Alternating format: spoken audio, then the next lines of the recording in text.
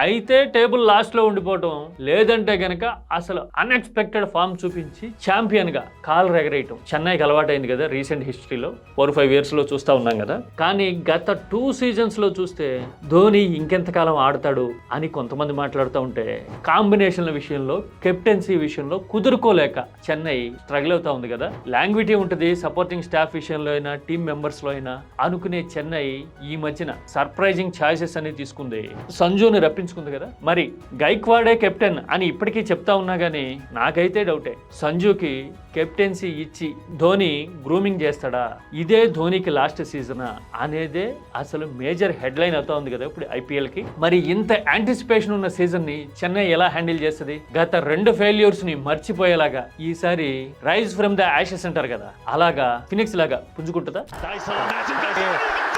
Captaincy విషయంలో చాలా tricky situation చెన్నైది. Dhoni లాంటి పర్సనాలిటీ బ్యాక్ అండ్ సపోర్ట్ ఇస్తా ఉన్నా కానీ చెన్నై కెప్టెన్సీ ఇప్పుడు ఫ్యాన్స్ ఎక్స్పెక్టేషన్స్, ప్రపంచం మొత్తం చూస్తున్న పరిస్థితులను బట్టి చూస్తే రెడ్ థమ్స్ అప్ లోనే ఉందనుకోవాలి. ఒకవేళ శాంసంగ్ కి ఇచ్చిన ప్రూవ్ చేసుకోవాల్సిన పరిస్థితి ఉంటుంది.